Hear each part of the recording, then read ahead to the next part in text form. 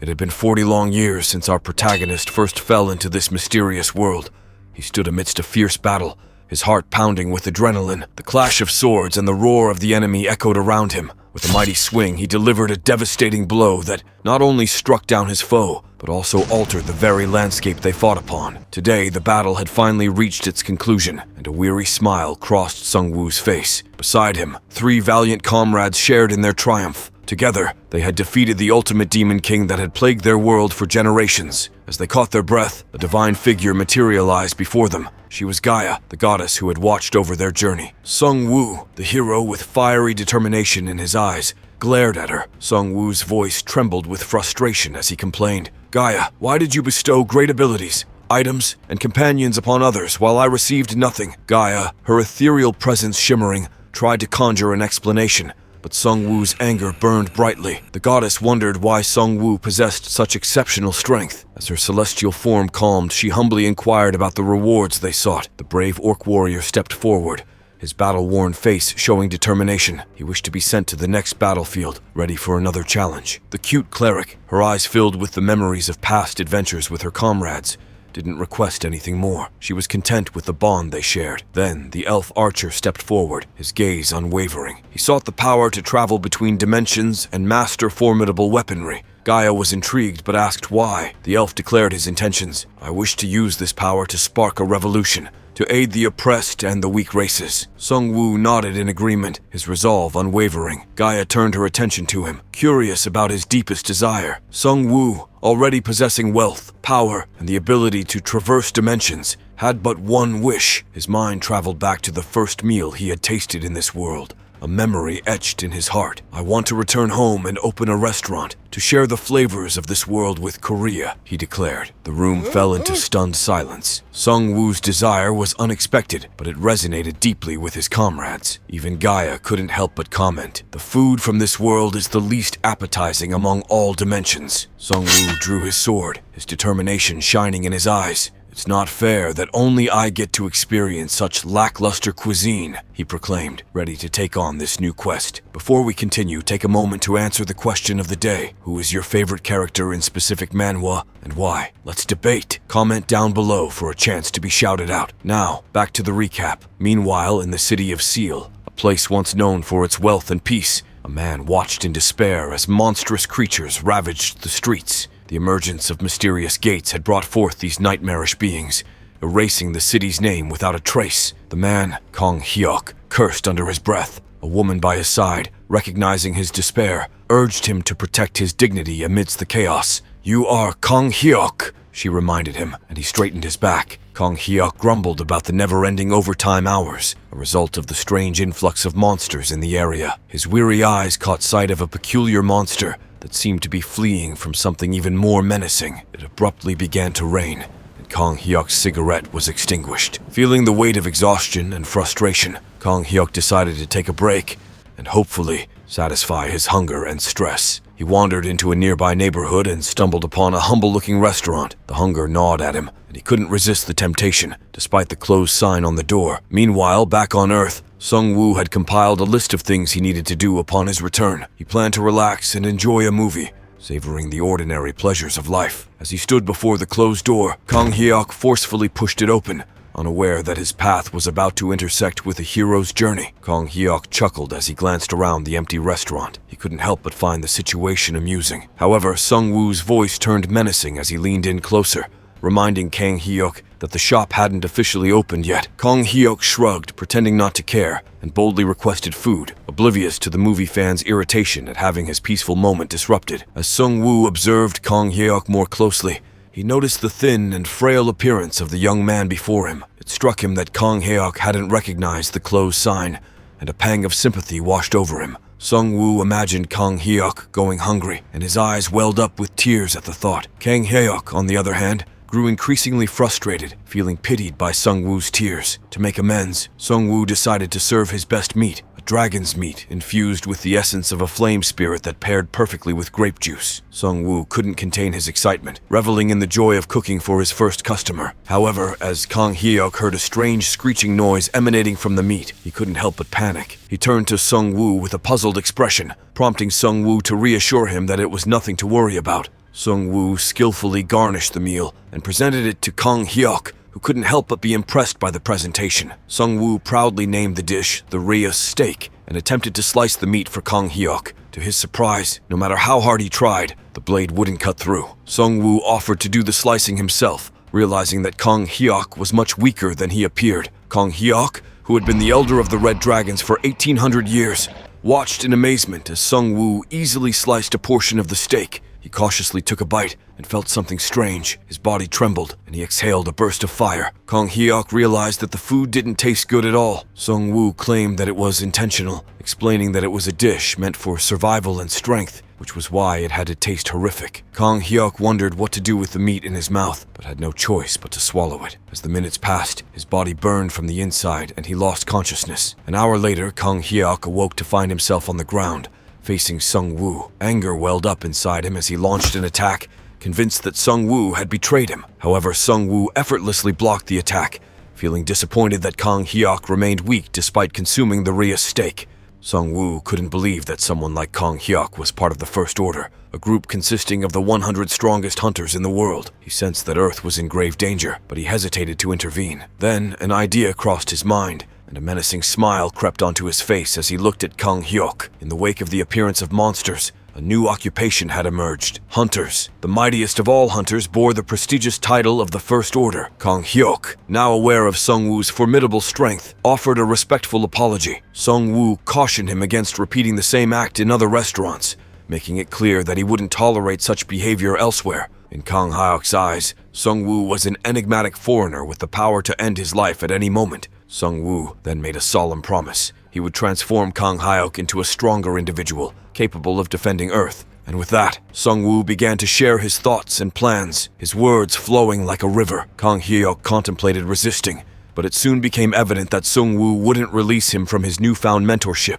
With little choice, Kang Hyuk reluctantly agreed, resigned to endure Sung-woo's relentless chatter. He couldn't help but wonder about Sung-woo's past profession, and to his surprise, he learned that Sung-woo had been a middle school teacher. Sung-woo's first lesson was about the value of food, but Kang Hyuk couldn't accept that the Rhea steak qualified as food. This earned him Sung-woo's scorn, and he was compelled to finish the rest of the steak. Kang Hyuk's complaints continued, but Sung-woo pushed on, shoving food into his mouth until Kang Hyuk could only think of his mother before succumbing to unconsciousness. Sung-woo, determined to prevent Earth from falling into ruin, dragged the unconscious Kang Hyuk to a hidden location. His plan was to strengthen the hunters, and he believed that Kang Hyuk was the first step in achieving this. Meanwhile, back at the headquarters, they couldn't establish contact with Kang Hyuk. Okifi, a member of the Second Order, was dispatched to investigate Kang Hyuk's whereabouts. He found the situation troublesome, but proceeded to the neighborhood where Kang Hyuk had last been seen. Utilizing his detection skills, Okifi quickly located Kang Hyuk and reached Sung-woo's restaurant. He deftly picked the lock and began searching for the entrance to the basement. Just as he was about to make a breakthrough, Sung-woo emerged and labeled him a trespasser. Sung-woo warned that he would defend himself. In the basement, Kang Hyuk paused his digging as he sensed someone approaching. Hope surged within him as he anticipated being rescued. However, Okifi passed by him, revealing that he too had fallen into Sung-woo's grasp. As they continued to expand the basement, Min Okifi complained about Kang Hyuk's actions, mentioning that he had offended a monster and attempted to harm him, yet he found himself lacking the energy to follow through with his threat. Kang Hyuk's stomach let out an audible growl, breaking the silence in the basement. He couldn't help but feel a twinge of hunger, and Min let out a resigned sigh. Min suggested apologizing to Sung-woo, noting that he seemed like a rather uptight person. To their surprise, Sung-woo unexpectedly told them they could leave. Min expressed his gratitude, but Sung-woo insisted on serving them a meal before they departed. Kang Hyuk, never one to hold back, complained about the taste of the food. Sung-woo calmly explained that they had a choice between something tasty and something horrific. Without hesitation, Kang Hyuk opted for something tasty, and Min also decided to go down that route. Sung-woo, with ingredients in hand, began preparing the dishes. Min was impressed by how Sung-woo effortlessly removed the fish odor while cooking. Sung-woo, noticing that Min might have a heart or liver issue, decided to make medicinal food for him, showing a different side of his culinary skills. Seeing Sung-woo cook normally, Kang Hyuk congratulated Min on his choice. Kang Hyuk took a bite of his food and felt ecstatic, but couldn't resist complaining about how someone who could make terrible food could also make something so delicious. Sung-woo generously offered additional sauce before turning to prepare Min's meal. Min was prepared to take a risk to uncover the truth behind his choices. He stared at the porridge with a mixture of worry and curiosity, wondering if there might be something unusual hidden within. Kang Hyuk commented on how inedible it looked, and Min continued to gaze at the dish. Sensing the flow of magic power, realization dawned upon him. The porridge was the same as a healing potion. Min marveled at how Sung-woo could prepare it so quickly, but attempted to confirm it. Sung-woo, however, signaled for him to remain silent. Bravely, Min took a bite and felt the healing magic course through his body, although the taste left much to be desired. It was a do-or-die situation, and 30 minutes later, a cheerful Kang Hyuk discovered his comrade, who had been totally blanked out, fully healed. Min's injuries were gone, and his magic power had returned to normal. With a smile, he offered his heartfelt thanks to Sung-woo. Kang Hyuk, intrigued by the turn of events, asked for more food, which he eagerly finished. Min then asked Sung-woo if he could help with the upcoming monster raid. Kang Hyuk, however, interjected, reminding Min that Sung-woo was a returnee with no obligation to fight for their sake. He argued that Sung-woo's motives were not for their growth or benefit. Kang Hyuk believed that they needed to overcome their hardships on their own. Min retorted, calling him ridiculous, and seeing through Kang Hyuk's concern that the rankings in the First Order might change. Kang Hyuk, with a hint of cuteness, admitted that Sung-woo now intended to help him become a better person. Sung-woo agreed with Kang Hyuk's initial assessment, expressing his weariness of witnessing kingdoms meeting destruction. Min, sensing that it was best not to pry further, asked Kang Hyuk to leave, closing this chapter of their unusual encounter. Sung-woo warmly invited Kang Hyuk and Min to visit him occasionally, especially Kang Hyuk, who felt a pang of discomfort in his stomach. He couldn't help but complain about how Min could eat such stinky porridge. Min chuckled and wondered when Kang Hyuk would realize how fortunate they were to have met someone like Sung-woo. The following day marked the boss monster raid. Kang Hyuk and Min armed themselves with their weapons and courageously joined the fight. The news later reported their successful subjugation of the boss monster, but Kang Hyuk declined an interview for the first time due to his persistent stomachache. Sung-woo felt relieved that they had accomplished the mission well. However, the appearance of the gates still weighed heavily on Sung-woo's mind. He contemplated entrusting the safety of the world to the hunters, while he took a well-deserved break. With one more week before opening his shop, he began preparing for the big day. But just as he was about to relax, he noticed something outside. A cute talking cat appeared with a delivery. This cute-pawed creature was called an Ailuros, known for their exceptional intelligence, culinary skills, and keen senses of smell and hearing. Ailuros were known for their strong work ethic and their ability to care for others, but they also had a knack for inducing laziness in people. Sung-woo remembered asking Gaia for one, although he had only requested Renato, the cleric, for a pudding slime. It appeared that an Ailuros was also part of the package. As Sung-woo considered the implications of having an Ailuros in his restaurant, he worried about cat fur being scattered around the place. The Ailuros assured him that it didn't shed its fur, prompting Sung-woo to test its claim. Curiously, the Ailuros shared that it had knocked out a god known as the Meow God. When it first met Sung-woo, the Meow God had declined to accompany Sung-woo, deeming him a dangerous warrior. The Ailuros realized that training was the key, and they had trained diligently until they subdued the Meow God. Sung-woo could now understand why Renato had sent the cat to him. Despite their culinary talents, he could still sense traces of cluelessness and airheadedness in the Ailuros. Sung-woo jokingly claimed he had retired as a warrior, but the Ailuros begged cutely and was eventually hired as an employee. In the end, they greeted each other warmly, and Sung-woo decided to name the Ailuros Nabi. The next day, two neighboring restaurant owners decided to spy on their new competitor, but instead were surprised by how great the food was. Wholesome. At a later time, Min visited the restaurant to enjoy a meal. As he prepared to leave, he reminded Sung-woo that someone from City Hall would be inspecting the establishment. They intended to assess whether an Ailuros was fit to work in the food industry, and whether they posed a threat. Sung-woo recalled a previous visit where someone had told him to register as a returnee. Min explained that it was standard procedure to check those who aimlessly entered Earth. He also mentioned that the taste evaluator was a returnee. While Nabi was outside, diligently sweeping, a man suddenly appeared out of nowhere, surprising the Ailuros. Nabi scolded the man for startling him, and the man apologized, asking if the shop was open. However, Sung-woo was in the middle of watching a movie. Nabi regretfully informed the man that it was closing time, leaving the man disappointed. However, Nabi kindly offered to cook for the man, who eagerly accepted the offer. The man requested kimchi stew, which was an unfamiliar dish for an Ailuros. Nabi started to prepare the meat but struggled with the seasoning. As he moved on to the vegetables, Nabi brought out an unusual onion, and his despair grew as he realized that he might have cooked something entirely wrong. The man, Park Sung-han, could immediately tell that the dish was kimchi porridge, not stew. Just then, Sung-woo appeared and noticed the man's despairing expression,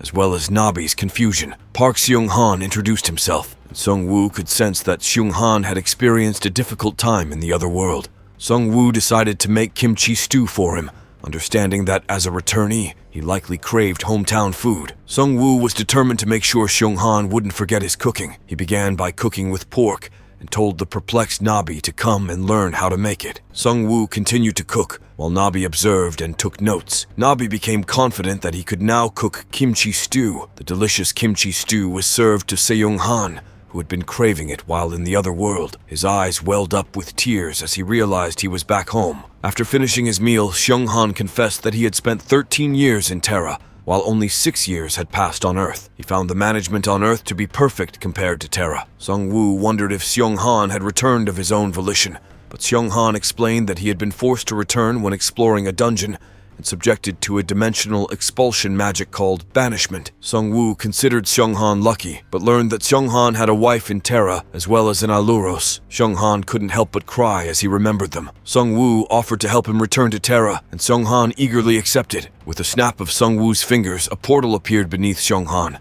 and he fell back into Terra. Nabi expressed concern that Gaia might get angry at Sung-woo for using dimensional magic so casually. The next day, Sung-woo and Nabi visited Sector Street Market. While browsing, Nabi noticed something unusual. A giant clam, something Sung-woo couldn't believe he was seeing on Earth. He asked to buy it from the merchant, who claimed it was only for decoration because it wouldn't open. Sung-woo insisted on purchasing it and lifted it, determined to find a way to open it. Back in their kitchen, Sung-woo used his strength to pry open the giant clam. Inside, they discovered a substantial amount of flesh. Eating it raw with sauce alone was enough to make Sung-woo crave soju. However, he decided to make clam chowder with it. He wondered what to do with the venomous pouch of the clam, which could grant poison immunity. Nabi grew anxious, wondering what Sung-woo had in mind. Sung-woo planned to make someone eat it as a preservative, but just as he was about to start butchering the flesh, customers began arriving at the restaurant. Min wondered if Sung-woo had found the clam in the river, which surprised Sung-woo. Min mentioned that there had been complaints about loud noises coming from the sewers,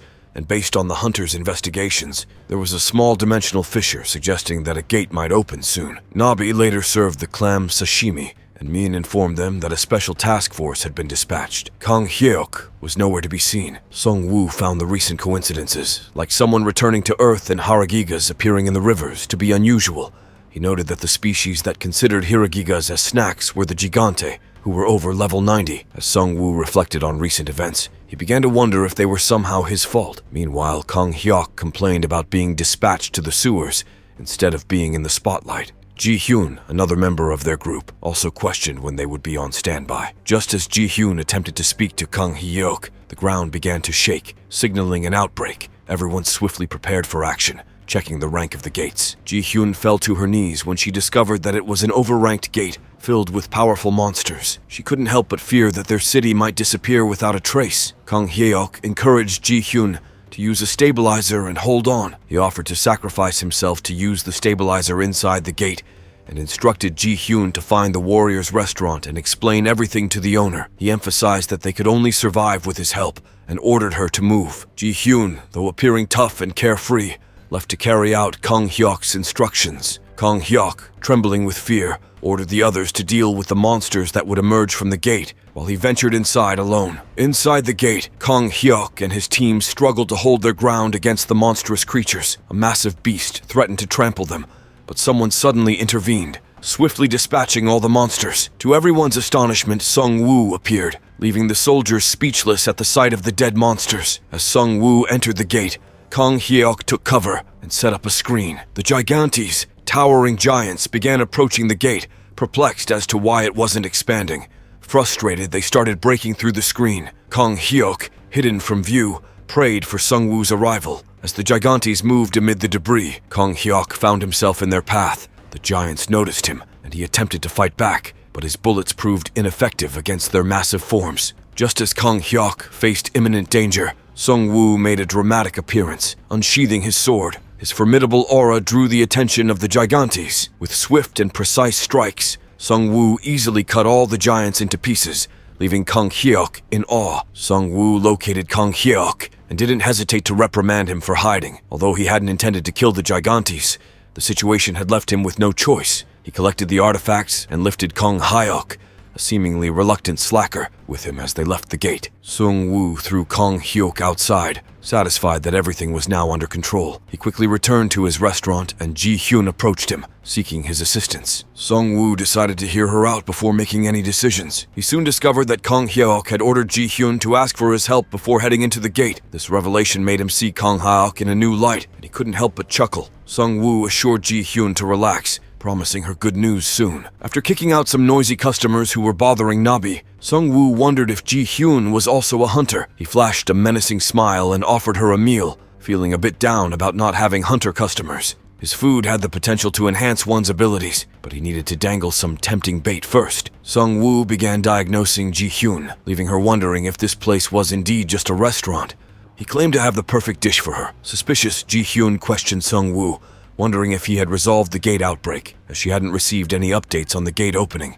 She recalled the manual on treating returnees. Sung Woo noticed that Ji Hyun had organized her thoughts, so he explained that he was making clam chowder. Ji Hyun was shocked to see the monstrous clamshell and called Sung Woo crazy for serving a hunter monster meat. She initially tried to refuse to eat, but then remembered the manual. Sung Woo continued to cook, following the normal recipe until it met his taste standards. He served the dish to Ji Hyun, who took her first bite with trepidation. To her surprise, the dish tasted delicious and refreshing, prompting her to remove her coat. She was glad to enjoy a dish made from a monster. Meanwhile, Kong Hyuk attended the S-rank gate hearing and persistently reported that a restaurant owner had defeated the above-ranked monsters inside the gate. However, his claims were met with disbelief. Frustrated, they scolded the carefree Kong Hyuk, expressing concern over the presence of such a monstrous returnee in the city. Kong Hyuk advised the manager not to make an enemy out of Sung Woo, emphasizing that provoking a returnee could lead to the destruction of a city in an instant. He then attempted to leave, but the manager grew angry and smacked his clipboard on Kong Hyuk. Meanwhile, Min brought other hunters to Sung Woo's restaurant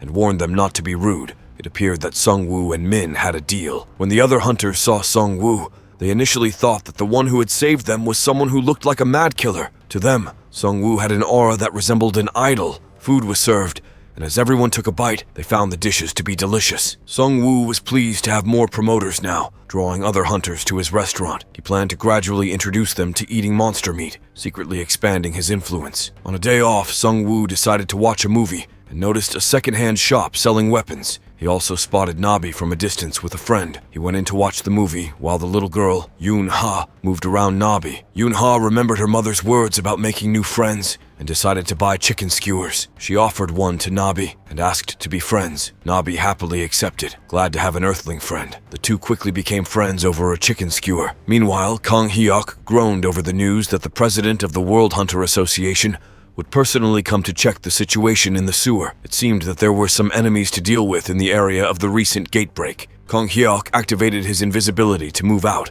while Min and his team also went on their mission. Min immediately confronted the gangsters, taking their weapons, and his team arrested them. They reported that they had caught 13 gangsters so far and continued their hunt. Later, a restless manager was surprised to hear about a power outage while Min and his team were navigating the sewers. It turned out that there was an electric user who could absorb electricity. Min assured the manager that the gangster would faint soon from an overload. True to his word, the gangster eventually fainted. Meanwhile, Sung Woo was peacefully watching a movie when the power suddenly went out, abruptly stopping the screening. Sung Woo felt depressed and asked the goddess for a reason. Gaia sensed an itch and informed him that his district was not affected by the power outage. Feeling stressed, Sung Woo decided to relieve it by eating. He brought out an ice shaver and planned to make shaved ice. Typically, it was served with sweet red beans and cereal on top, but Sung Woo intended to make an alcohol-based shaved ice that his late father liked. He began by making the shaved ice as normal, and then poured alcohol from his inventory on top. He immediately tried it, and could now understand his father's taste. He invited Nabi and Yoon Ha to join him. Soon after, two tired hunters appeared at Sung Woo's doorstep. Min had an urge to kill the branch manager,